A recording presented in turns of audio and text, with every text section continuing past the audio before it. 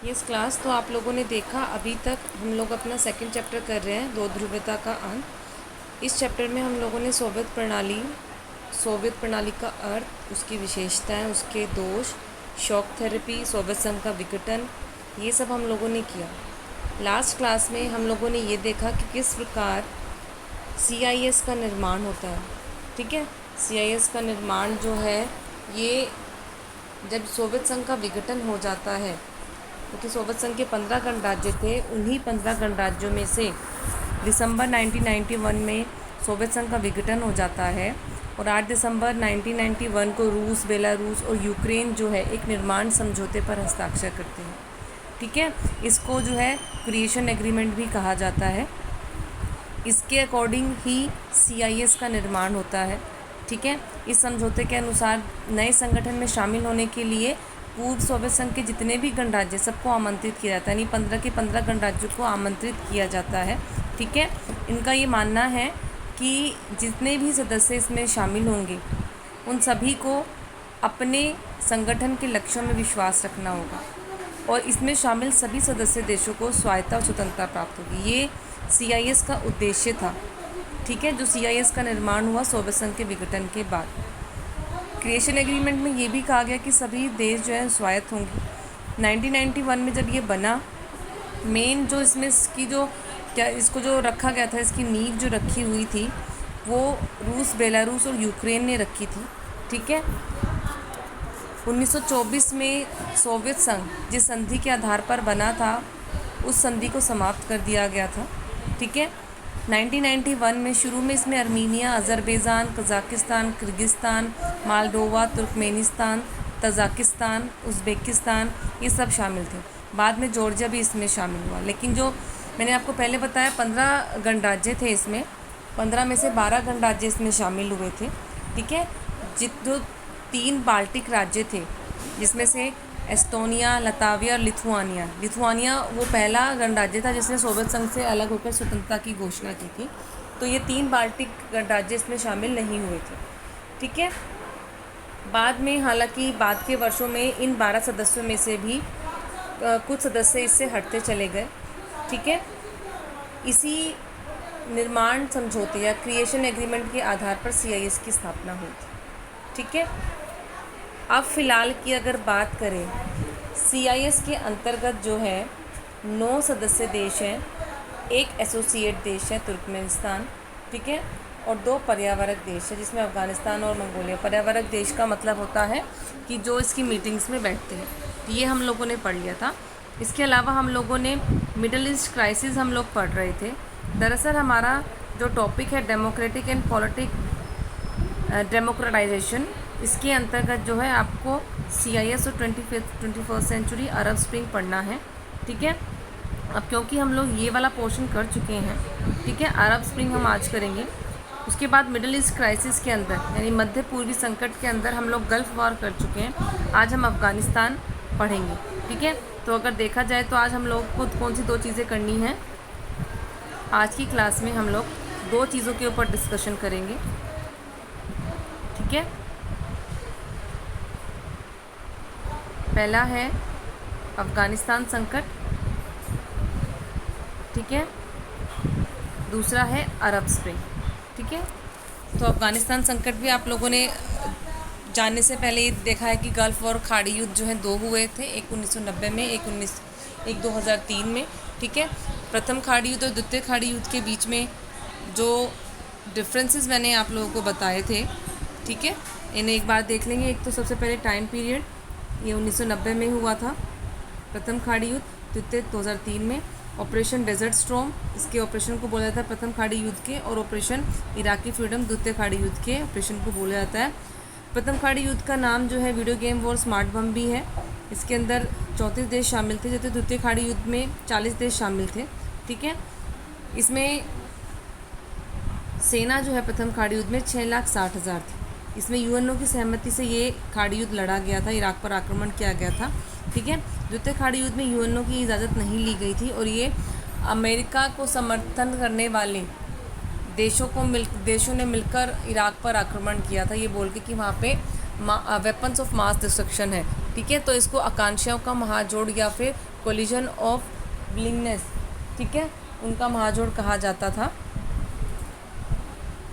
इसके नेता, प्रथम खाड़ी युद्ध के नेता जो हैं जॉर्ज डब्ल्यू बुश सीनियर थे, ठीक है, और सद्दाम हुसैन इराक के उस समय राष्ट्रपति थे। जबकि द्वितीय खाड़ी युद्ध में जॉर्ज बुश जूनियर राष्ट्रपति थे अमेरिका के, और सद्दाम हुसैन जो है वो इराक के राष्ट्रपति थे। आगे हम आते हैं अफ़गान संकट में, या फिर कहें अफ़गान क्राइसिस में। तो अफ़गान जो है एक अरब देश के मध्य पूर्वी जो कंट्रीज़ हैं उसके अंतर्गत उसकी लोकेशन है, ठीक है। अब हुआ क्या था कि 1978 में नूर मोहम्मद तराकी और हाफिज़ुल्लाह आमीन, ठीक है, इन्होंने जो है अफ़गानिस्तान का तख्ता पलट करना चाहा। इसको सौर क्रांति के नाम से जाना जाता है। और उन्होंने उस समय अफ़गानिस्तान के जो राष्ट्रपति थे मोहम्मद दाऊद खान, उनके परिवार के लोगों को मार डाला। और नूर मोहम्मद ने जो है वहाँ के नए राष्ट्रपति बनके सोवियत संघ के द्वारा समर्थित सरकार पीपल ऑफ डेमोक्रेटिक पार्टी, जो कम्युनिस्ट पार्टी थी, वो सत्ता में आ गई। उस सरकार ने देश की अर्थव्यवस्था सुधारने का प्रयास किया, लेकिन वहाँ दंगे भड़क गए, ठीक है। तो उसके बाद हाफिज़ुल्लाह ने क्या किया, क्योंकि मोहम्मद तराकी और हाफिज़ुल्लाह दोनों ही राष्ट्रपति मोहम्मद दाऊद को निकालना चाहते थे, लेकिन मोहम्मद तराकी उसमें पहले सफल हुआ और वहाँ का राष्ट्रपति बन बैठा और कम्युनिस्ट पार्टी की स्थापना की। लेकिन जब वो सफल नहीं हो पाया, अर्थव्यवस्था सुधारने में सफल नहीं हो पाया, तो आमीन ने क्या किया, तराकी को मरवा दिया और स्वयं 1979 में अफ़गानिस्तान का राष्ट्रपति बन गया, ठीक है। अब हाफिज़ुल्लाह आमीन अमेरिका के साथ हाथ मिला सकता था, ये डर सोवियत संघ को सताने लगा, ठीक है, क्योंकि अभी तक तो जो है मोहम्मद तराकी जो थे वो राष्ट्रपति बन के बैठे थे और सोवियत संघ उसका सपोर्ट कर रहा था, वहाँ पे कम्युनिस्ट पार्टी थी। लेकिन जब आमीन वहाँ की राष्ट्रपति बन के बैठा तो सोवियत संघ को लगने लगा कि कहीं अमेरिका इसका साथ ना देने लग जाए। तो सोवियत नेताओं ने अफ़गानिस्तान में हस्तक्षेप का फैसला किया और 1979 में, यानी एंड ऑफ 1979, सोवियत सेनाओं ने बड़ी संख्या में अफ़गानिस्तान में प्रवेश किया, आमीन को गिरफ्तार कर लिया, ठीक है, और वहाँ पर एक और कम्युनिस्ट पार्टी की स्थापना कर दी, ठीक है। बबराक करमाल थे जिसको राष्ट्रपति बनाया गया। अफ़गानिस्तान में उन्होंने 90,000 से ज़्यादा सोवियत दल को रख दिया, ठीक है। तो ये आपको दिख रहा है अफ़गानिस्तान क्राइसिस, ठीक है, जो दिसंबर 1979 से शुरू हुआ। यानी जब सोवियत संघ को ये लगने लगा कि जो आमीन है उसने वहाँ पे मौजूद कम्युनिस्ट पार्टी के राष्ट्रपति तराकी को हटा दिया और कहीं ये अमेरिका से हाथ ना मिला ले, तो उस डर के कारण अब सोवियत संघ ने अफ़गानिस्तान में हस्तक्षेप किया एंड ऑफ 1979 के अंतर्गत, और वहाँ पर अपने 90,000 से अधिक सैन्य दल को रख दिया गया, ठीक है। अमेरिका और अन्य पश्चिम देशों द्वारा इसको सोवियत आक्रमण कहा गया, क्योंकि ये चीज़ गलत है बिल्कुल। कोई भी कंट्री एकदम से ऐसे किसी और कंट्री के ऊपर जाके अपनी सेना को नहीं तैनात कर सकती, ठीक है। तो इसी बीच ये चीज़ बढ़ती 10 साल तक पहुंच गई और इसी युद्ध को सोवियत अफ़गान युद्ध बोला जाता है। यानी फरवरी 1989 तक ये युद्ध चला, ठीक है। ये वो दौर था जब सोवियत संघ की सेना ने अफ़गानिस्तान सरकार की तरफ से अफ़गान मुजाहिदीन को खिलाफ जंग लड़ी। अब ये मुजाहिदीन कौन थे? दरअसल जब यहाँ पे सोवियत सेना आ गई, सोवियत सेना ने अपना ही राष्ट्रपति यहाँ पर कम्युनिस्ट पार्टी का खड़ा कर दिया, तो अफ़गानिस्तान में कुछ मुजाहिदीन नामक विद्रोही समूहों का एक समूह बनने लगा, ठीक है। उसने अफ़गानिस्तान के जो गाँव के हिस्से थे, ग्रामीण हिस्से थे, उनको अपने नियंत्रण में लेना शुरू कर दिया, ठीक है।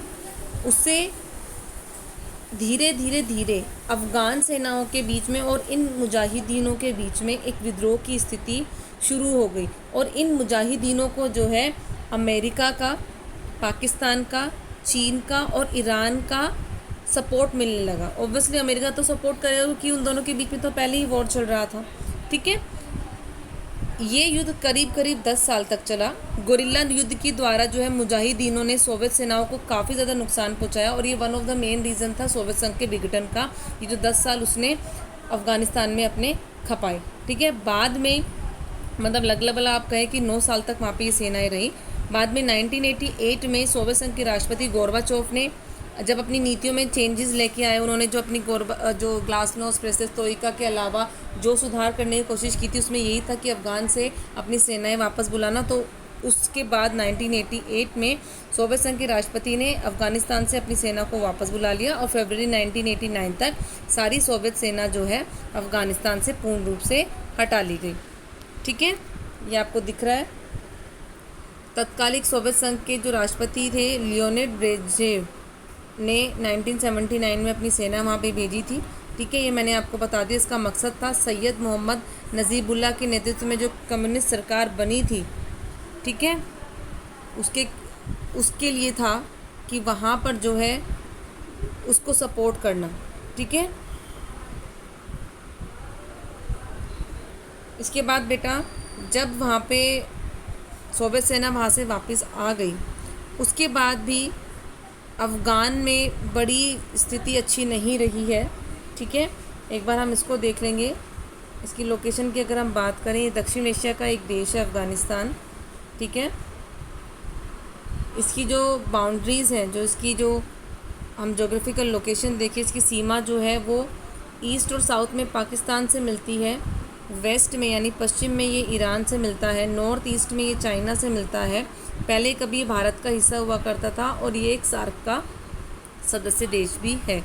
ठीक है, तो आपने देखा कि साम्यवादी सरकार थी, इसीलिए जब वहाँ पे साम्यवादी सरकार जाने लगी तो जो सोवियत संघ को ये डर होने लगा कि कहीं अमेरिका से हाथ ना मिला ले, तो वहाँ पर उसने अपनी सेनाएं भेज दी। बाद में इंडियन मुजाहिदीन नामक आतंकवादी गुट से इसकी झड़पें लगभग 10 साल तक होती रही और इस संगठन को मैंने आपको पहले बोला कि अमेरिका, चाइना, ईरान से सपोर्ट मिलता रहा। ठीक है, हालांकि चाइना भी एक साम्यवादी देश था, लेकिन बाद में वो जो है सोवियत संघ से कटता चला गया था। तो इस युद्ध को सोवियत अफ़गान युद्ध बोला जाता है। मैंने आपको इसके बारे में बता दिया। ठीक है, इतनी सारी 10 सालों तक जब ये युद्ध चला और सोवियत ने अपनी सेनाएं वहाँ पे वापस बुला ली, उसके बाद भी अफ़गानिस्तान में जो है एक तरीके से शांति की स्थिति काबिज नहीं हो पाई। वहाँ पर इंडियन जो मुजाहिदीन है, ये मुजाहिदीन जो आतंकवादी संगठन में तब्दील हो गया और इसी मुजाहिदीन के विभिन्न गुटों के बीच अंदरूनी संघर्ष होने लगा। ठीक है, और बाद में एक तालिबान नामक जो है एक इस्लामिक कट्टरपंथी जो है समूह, वो भी इससे क्या कहें, इसकी ब्रांचेस बढ़ गई। ठीक है, और इस तरीके से आतंकवाद की पृष्ठभूमि का जन्म हो जाता है इस अफ़गान सोवियत युद्ध से। ठीक है, जो ये युद्ध था इसका प्रभाव बहुत लंबे समय तक चला और अफ़गानिस्तान को बहुत ज़्यादा धक्का जो है इस युद्ध से लगा। उसकी जो एक बेसिक क्या कहें नींव जो है वो चरमरा गई। वहाँ पे आतंक की पृष्ठभूमि का जन्म होने लगा। ठीक है, इस युद्ध में लगभग 15,000 सोवियत सैनिक मारे गए, जो सोवियत संघ के लिए भी एक कहीं उसकी विघटन का कारण बना। ठीक है, सोवियत संघ जनसंपर्क और आर्थिक नुकसान भी उसको बहुत उठाना पड़ा। ठीक है, इस युद्ध ने आतंकवाद की जन्मस्थली को तैयार किया, जैसे मैंने आपको पहले भी बता दिया। ठीक है, इस युद्ध के कारण जो है तालिबान, अलकायदा जैसे आतंकवादी गुटों का जन्म हुआ और इन्हीं ने बाद में 9/11 का हमला किया। 9/11 का जो हमला है, जिसके अंदर अमेरिका की ट्विन टावर पर अटैक किया गया, अमेरिका के पेंटागन पर अटैक किया गया। ठीक है, अमेरिका के पेंसिल्वेनिया नामक गांव में जो आके उसका चौथा विमान गिर गया था, जिसका मकसद जो है उसकी पेंटागन, उसका जो रक्षा विभाग है वहाँ पे जो टकराना, उसका जो मुख्य उद्देश्य था। ठीक है, उसका संसदीय भवन से उसका टकराना था, लेकिन जो टकरा नहीं पाया। ठीक है, तो बाद में इन्हीं तालिबानी ग्रुप ने, ठीक है, क्योंकि इस चीज़ के लिए ज़िम्मेदार इसको ठहराया गया, अलकायदा को इसके लिए ज़िम्मेदार ठहराया गया और अंत में जाके अमेरिका ने अलकायदा के संरक्षक को, जो ओसामा बिन लादेन थे, ठीक है, उसको मार गिराने का फैसला किया और अंतिम रूप से 2014 में अमेरिका राष्ट्रपति ने 2011 में ओसामा बिन लादेन को पाकिस्तान के एबनाबाद से ढूंढकर उसको मार गिराया। यानी एक आतंकवादी पृष्ठभूमि का जन्म जो है इस अफ़गान संकट से होता है। ठीक है, तो ये कुछ रीज़न थे अफ़गान संकट क्यों पैदा हुआ, अफ़गान संकट क्या था, ये आपको बताया। अफ़गान संकट के क्या परिणाम निकले। एक तो सोवियत संघ को बहुत भारी नुकसान उठाना पड़ा, अफ़गान के अंदर से सारी शांति भंग हो गई। ठीक है, एक नॉर्मल लाइफ जो है वहाँ पे उसमें बड़ी बाधा आई। उसके अलावा विश्व स्तर पर आतंकवाद को बढ़ावा मिलता है इस अफ़गान सोवियत संकट से, युद्ध से। ठीक है, ये 4-5 सारे रीज़न्स हैं जो इस सोवियत अफ़गान संकट से हमारे सामने निकल कर आते हैं। ठीक है, अब हम नेक्स्ट चलते हैं। अपना लास्ट टॉपिक है अरब स्प्रिंग, जिसको अरब बसंत भी बोला जाता है। दरअसल अरब स्प्रिंग जो है अरब कंट्रीज़ के बीच में है। मैं एक बार आपको अरब कंट्रीज़ के नाम बता दूं। इसके अंदर आपको Morocco, Tunisia, Algeria, Libya, Jordan, Egypt, Sudan, Iraq, Saudi Arab, Yemen, Bahrain, Syria, ये सारे देश हैं। नाम इसमें आपको ये मैप की इसकी लोकेशन भी आपको दिखाई दे सकती है। ठीक है, ये जो अरब कंट्रीज़ हैं ये 22 अरब देश हैं। अरब कंट्रीज़ के अंदर जो है 22 अरब देश आपको दिखाई देंगे। जॉर्डन, फ़िलिस्तीन, Syria, Lebanon, Morocco, Mauritania, Algeria, Tunisia, Libya, Sudan, Somalia, मिस्र, Saudi Arab, Yemen, Oman, Qatar, Bahrain, Kuwait, Comoros, Iraq, Djibouti और यूएई। ठीक है, ये सारी जो है अरब कंट्रीज़ हैं और ये सारी आपको यहाँ पर लोकेट हो जाएगी, आपको ये दिखाई दे जाएगी यहाँ से। ठीक है, इसमें आप ढूंढ सकते हैं कि कहाँ पे आपकी अरब कंट्रीज़ आती हैं। तो अरब स्प्रिंग अरब देशों में हुआ। क्या था ये भी एक लोकतांत्रिकरण की प्रक्रिया थी। ठीक है, इसको अरब स्प्रिंग क्यों बोला गया। स्प्रिंग मतलब जो होता है एक अच्छा मौसम हम लोग मानते हैं। तो अरब स्प्रिंग का मतलब था जब अरब में एक अच्छी शुरुआत हुई। ठीक है, और ये शुरुआत किस चीज़ की थी, ये शुरुआत थी लोकतंत्रीकरण की। ठीक है, अरब के देशों में तानाशाही की प्रक्रिया एक बहुत लंबे समय तक चल रही थी। ठीक है, तो इस ख़त्म करने के लिए लोकतांत्रिकरण की प्रक्रिया को आगे बढ़ाने के लिए जो ये जन आंदोलन का दौर शुरू हुआ उसे अरब स्प्रिंग बोला जाता है। तो स्प्रिंग का मतलब है कि ये जो लड़ाई लड़ी गई, जो आंदोलन लड़ा गया, एक अच्छे उद्देश्य को लेकर हुआ। स्प्रिंग का मतलब है अच्छा और सुहावना। ठीक है, ये 2009 में इसको शुरू हुआ। 2008 के शुरू से इसकी पहले शुरुआत हो चुकी थी। ठीक है, लेकिन बाद में धीरे धीरे ये बढ़ता गया। अब ये हुआ क्या, 21वीं शताब्दी से पहले के दशक में अरब दुनिया में कई ऐसी घटनाएं घटी जिससे ऐसा लगने लगा कि पूरे क्षेत्र में, इस पूरे अरब क्षेत्र में जो है लोकतांत्रिकरण की जो जागृति है वो लोगों के अंदर आ गई है। ठीक है, अब अरब स्प्रिंग जो है हर अरब देश में, चाहे वो ट्यूनीशिया हो, सीरिया हो, लीबिया हो, मिस्र, यमन, बहरीन, सभी मुस्लिम बहुल देशों में जो है वहाँ पे लोकतांत्रिक प्रदर्शन और बगावतें शुरू हो गई। इसको इस लोकतांत्रिक प्रक्रिया है, इसको सबसे ज़्यादा मजबूती जो है किस इंसिडेंट से मिलती है। ट्यूनीशिया में मोहम्मद बाऊजी नामक एक फ्रूट सेलर होता है। ठीक है, वो अपनी रेहड़ी लगाता है, लेकिन बार बार पुलिस भ्रष्टाचार के कारण, ठीक है, वो पुलिस वालों से, मतलब वो एक फेरी वाला है और उसको बार बार पुलिस वाले उसके परमिशन नहीं है, आप लोगों के पास लाइसेंस नहीं है, यानी परमिट के लिए बार बार परेशान करते हैं। उसका सब्जी का, फलों का ठेला जो है वो ज़ब्त कर लेते हैं। तो वो व्यक्ति जो है खुद से परेशान होकर जो है ना अपना आत्मदाह कर लेता है। ये घटना लोगों का दिल दिला देती है। ट्यूनीशिया के लोग सड़कों पर उतर आते हैं कि यहाँ पर आम लोग अपनी मर्ज़ी से कुछ स्टार्ट नहीं कर सकता। यहाँ पे इतना भ्रष्टाचार है सरकार के अंदर, व्यवस्था के अंदर, पुलिस वालों के अंतर्गत। तो लोग जो है सरकार के बिल्कुल अगेंस्ट हो जाते हैं और जो वर्ग पहले से ही सरकार से असंतुष्ट था वो अब सब लोगों को एक करने का कार्य शुरू कर देता है। लोग बिल्कुल सरकार के विरोधी हो जाते हैं, प्रदर्शन करने लग जाते हैं। समाज का हर एक तबका इसमें शामिल होता है। ठीक है, ट्यूनीशिया में जो ये घटना घटती है उसके बाद धीरे धीरे ये आग पूरे अरब जगत में फैल जाती है। जितने भी अरब कंट्रीज़ हैं सभी अपनी अपनी सरकार के खिलाफ जन प्रदर्शन का सिलसिला शुरू कर देते हैं। मैंने आपको पहले ही बताया इन अरब कंट्रीज़ में जो है तानाशाही गवर्नमेंट है। वहाँ पे न जाने कितने कितने सालों से एक ही व्यक्ति राष्ट्राध्यक्ष के रूप में तानाशाह बनकर बैठा हुआ है। ठीक है, तो सारे ही अरब देशों में एक लोकतांत्रिकरण की बहार आ जाती है। सभी देश जो है अपने देश में अपनी सरकारों के अगेंस्ट लोकतांत्रिकरण की प्रक्रिया को अंजाम देने लग जाते हैं। ठीक है, तो आपको ये दिख रहा है, ये है मोहम्मद बाऊजी जी। ठीक है, ट्यूनीशिया की इस घटना के बाद अरब जगत में अपनी अपनी सरकारों के खिलाफ जन विरोध और प्रदर्शन शुरू हो जाता है। ठीक है, तो ट्यूनीशिया से इसकी शुरुआत हुई है। इसको ट्यूनीशिया क्रांति भी बोल सकते हैं आप लोग, अरब क्रांति को। ठीक है, अब इस अरब स्प्रिंग के रीज़न्स क्या थे, क्या कारण थे अरब स्प्रिंग होने के? पहला रीज़न था गरीबी और बेरोज़गारी। गरीबी बहुत ज़्यादा थी, बेरोज़गारी बहुत ज़्यादा थी इन अरब कंट्रीज़ में।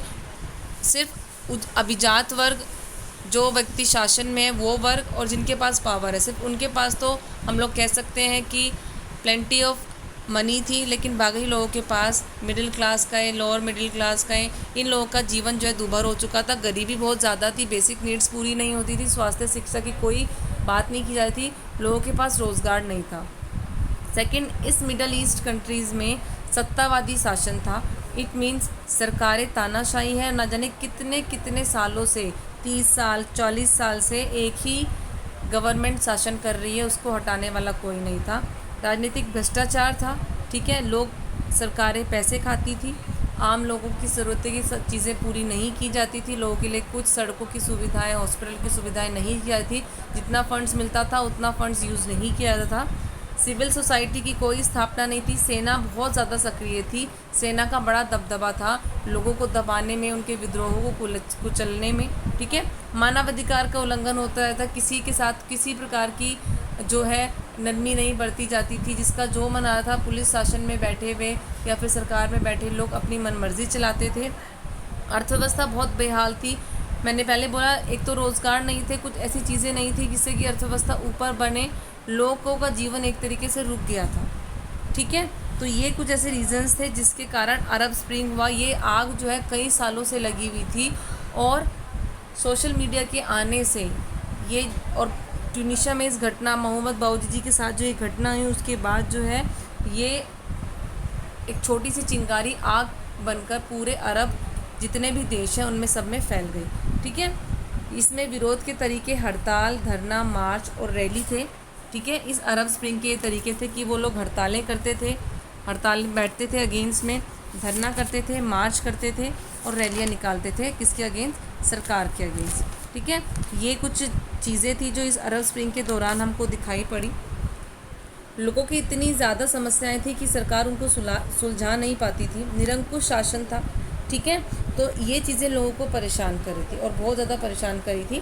तो अरब स्प्रिंग से प्रभावित जितने भी देश थे वहाँ पे विरोध प्रदर्शन ने जो है अंतर्राष्ट्रीय समुदाय का अपनी तरफ ध्यान खींचा। ठीक है, हालांकि कठोर प्रशासनिक प्रक्रियाओं के द्वारा इनकी निंदा भी की गई, इनको कुचला भी गया। ठीक है, इनके अगेंस्ट जो जितने भी लोग बैठते थे उनकी अलग कार्रवाई भी की गई, लेकिन ये बहुत ज़्यादा स्ट्रॉन्ग निकल कर आया। यहाँ पे क्या था कि कोशिश ये की गई, पूरे ही अरब जो स्प्रिंग ये फैला था, समानता बहुत ज़्यादा थी। हालांकि अलग अलग देशों में विद्रोह प्रदर्शन हो रहे थे, लेकिन प्रदर्शन के तरीक़ों में बड़ी समानता थी। जैसे मैंने बोला, हड़ताल, धरना, मार्च ये सब होता था। और मुख्यतः शुक्रवार को आक्रोश का दिन कहा जाता था, क्योंकि शुक्रवार के दिन जब नमाज अदा होती थी उसके बाद, क्योंकि विशाल और संगठित भारी लोग वहाँ पे जमा होते हैं, तो जुमे की नमाज के बाद जो है लोग सड़कों पर एकत्रित हो जाते थे। सोशल मीडिया ने इसमें बहुत ज़्यादा योगदान दिया। एक ढांचागत तरीके से दूर दराज के लोगों को भी क्रांति से जोड़ने का सोशल मीडिया के द्वारा जो है उसमें भरपूर इस्तेमाल किया गया। ठीक है, अरब स्प्रिंग के क्रांतिकारियों को सरकार समर्थित हथियारबंद लड़ाके और अन्य विद्रोहियों ने दमन करने की पूरी कोशिश की गई। ठीक है, लेकिन ये क्रांति सफल हुई। ठीक है, और इस क्रांति के क्या परिणाम निकले ये आपको दिख सकते हैं। सबसे पहला परिणाम निकला, तानाशाही सरकार का अंत हो गया। ठीक है, वर्षों से जो तानाशाही गवर्नमेंट चली आ रही थी वो उसका अंत होने लगा, और कई सारे इन अरब कंट्रीज़ में जैसे मिस्र है, वहाँ पे हुस्नी मुबारक का निरंकुश तानाशाह ख़त्म हो गया। बहरीन में भी प्रदर्शनकारियों ने मानवाधिकार की मांग पेश की। लीबिया में भी लोकतंत्र समर्थकों पर सरकार की सख्ती के कारण गृह युद्ध की स्थिति पैदा हुई। वहाँ पे कर्नल मोहम्मद गद्दाफ़ी के विद्रोहियों को पकड़ लिया गया और मार लिया गया, लेकिन उनको भी हटना पड़ा। यमन में मिलियन मैन मार्च नामक एक बड़े लोकतांत्रिक आंदोलन ने राजनीतिक संकट को जन्म दिया और राष्ट्रपति अब्दुल्ला सालेह को पद छोड़ना पड़ा। सीरिया में भी एक लंबे समय तक लोकतांत्रिकरण की प्रक्रिया के कारण गृह युद्ध चला। ठीक है, यानी कई सरकारों का तख्ता पलट हो गया और प्रशासन में सुधार हुआ। ठीक है, जैसे कुवैत, लेबनान, अमन, बहरीन, इन सब देशों में जो है, अरब देशों में जो है प्रशासन पर सुधार किए गए, कई संवैधानिक सुधार किए गए। ठीक है, मानवाधिकारों को लाया गया। ठीक है, यहाँ पे जो आपातकाल लगाया हुआ था इन देशों ने उस आपातकाल को हटाया गया। ठीक है, ये सारे फ़ायदे जो हैं इस अरब स्प्रिंग से हम लोगों को देखने को मिलते हैं। ठीक है,